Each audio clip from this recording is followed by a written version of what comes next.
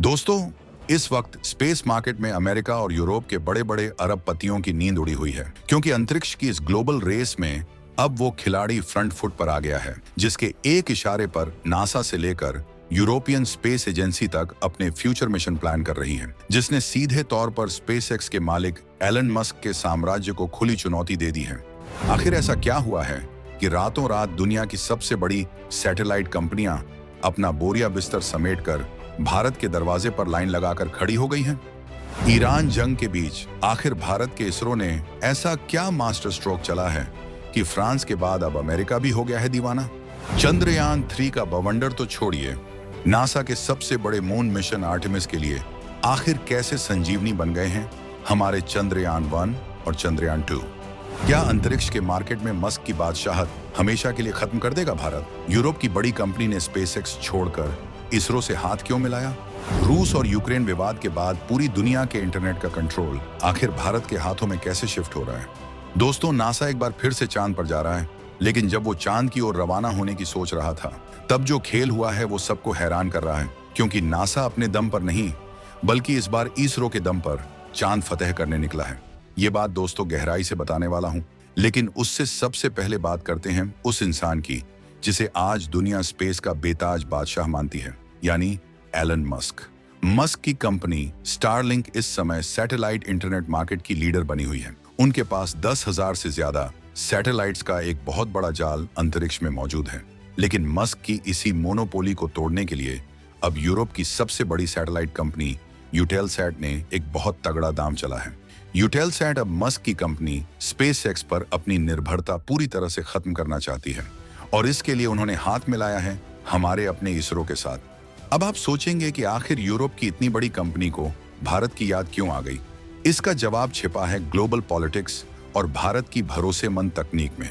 France की इस company के सीईओ ज्यां फ्रांसवा फॉल्चर ने साफ कर दिया है कि भविष्य के सभी सैटेलाइट लॉन्च के लिए वो इसरो के साथ बातचीत की टेबल पर बैठ चुके हैं। फ्रांस का सीधा मानना है कि सिर्फ मस्क के रॉकेट या फिर यूरोप के अपने एरियन रॉकेट्स के भरोसे बैठे रहना अब समझदारी नहीं है। खुद फ्रांस के राष्ट्रपति इमैनुअल मैक्रों ने दुनिया को चेतावनी दी है कि अंतरिक्ष के मामले में पूरी तरह से किसी एक पर निर्भर होना एकदम पागलपन है। और दोस्तों, यहीं पर एंट्री होती है हमारे इसरो के बाहुबली रॉकेट की, जिसका नाम है LVM-3। इस रॉकेट ने दुनिया भर में अपनी ऐसी धाक जमाई है कि बड़े बड़े देशों के पसीने छूट गए हैं।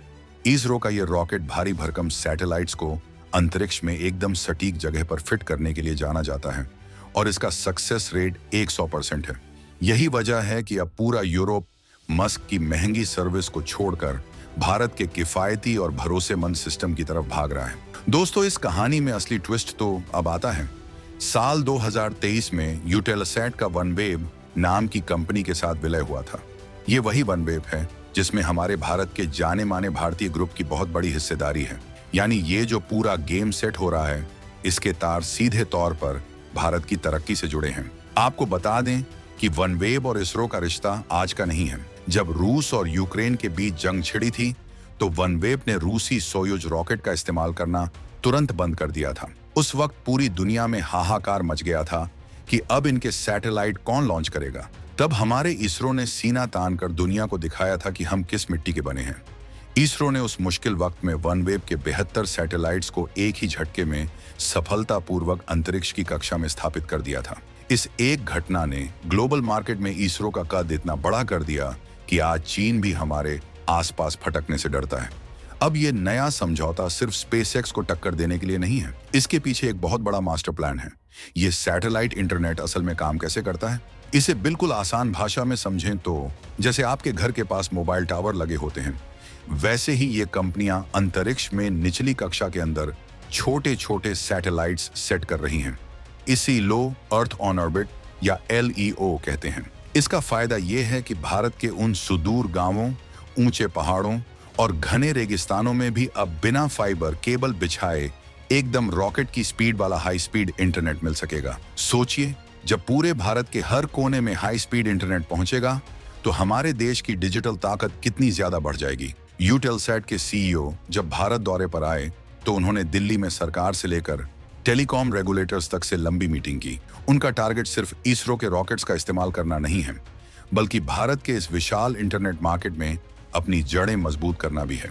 भविष्य की जरूरतों को देखते हुए वो अभी से इसरो की लॉन्चिंग कैपेसिटी बुक कर रहे हैं। भारत ने साफ कर दिया है कि साल 2033 तक हम अपनी स्पेस इकोनॉमी को 44 बिलियन डॉलर तक ले जाने वाले हैं।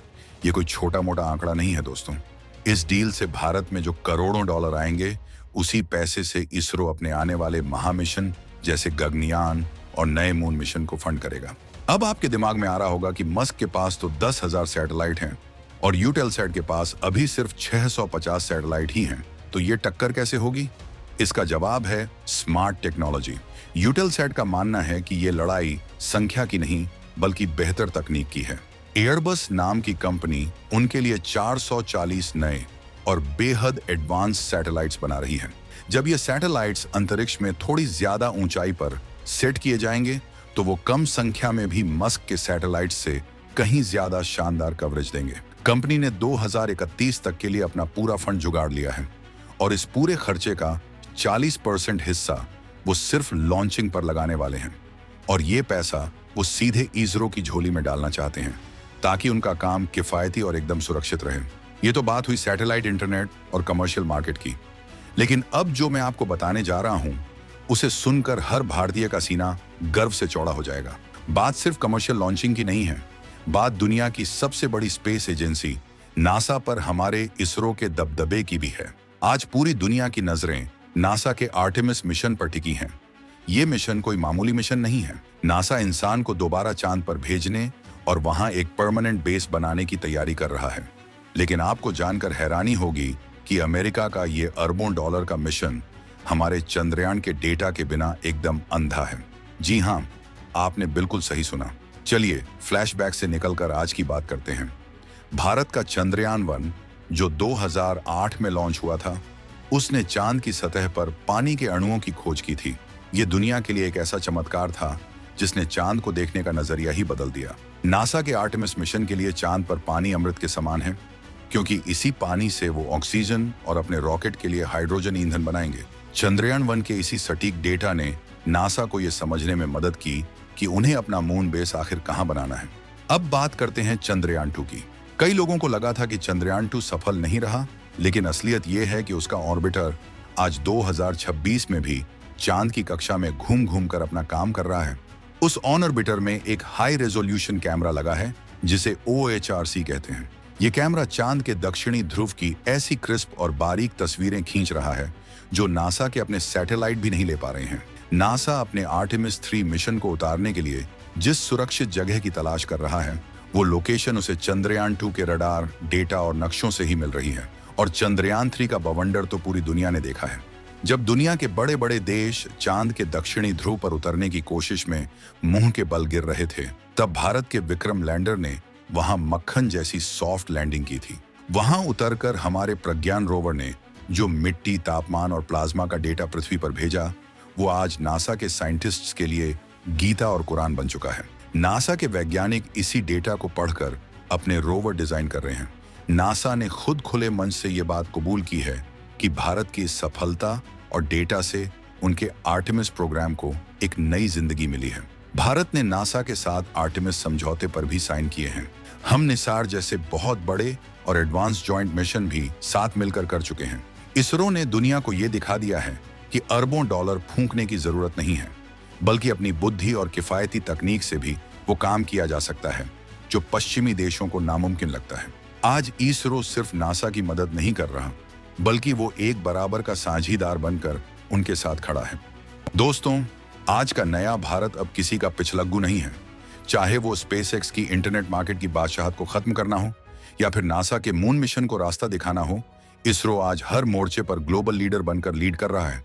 जिस देश की स्पेस एजेंसी अपने पहले प्रयास में मंगल पर पहुंच जाए, जो दुनिया में सबसे कम खर्चे में चांद के सबसे मुश्किल हिस्से पर उतर जाए, और जो आज दुनिया भर के देशों के कम्युनिकेशन सिस्टम को अंतरिक्ष में स्थापित कर रहा हो, उस देश का भविष्य कितना चमकदार है, ये आप खुद सोच सकते हैं।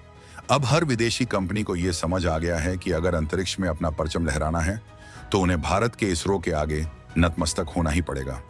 ये सिर्फ रॉकेट साइंस नहीं है, ये भारत की वो सॉफ्ट पावर है जो आज ग्लोबल जियोपॉलिटिक्स को पूरी तरह से कंट्रोल कर रही है। दोस्तों, आज के इस वीडियो में हमने आपको वो सच्चाई बताई जो मेनस्ट्रीम मीडिया की बहसों में कहीं छिप जाती है। अब सवाल ये है कि इसरो का अगला कदम क्या होगा। क्या भारत का अपना गगनयान मिशन स्पेसएक्स और नासा के ह्यूमन मिशंस को पीछे छोड़ देगा, या फिर शुक्र ग्रह यानी वीनस पर जाने का हमारा प्लान दुनिया को एक और बड़ा झटका देने वाला है? आपको क्या लगता है, क्या हमारा इसरो आने वाले 5 सालों में एलन मस्क की कंपनी स्पेसएक्स को पूरी तरह से मार्केट से बाहर कर देगा? अपनी राय और अपना जवाब नीचे कमेंट बॉक्स में जरूर लिखें। मुझे आपके कमेंट्स का बेसब्री से इंतजार रहेगा। अगर आज का ये इंफॉर्मेटिव वीडियो आपको पसंद आया हो तो इसे लाइक करें और हर एक सच्चे भारतीय के साथ शेयर जरूर करें। जय हिंद, वंदे मातरम।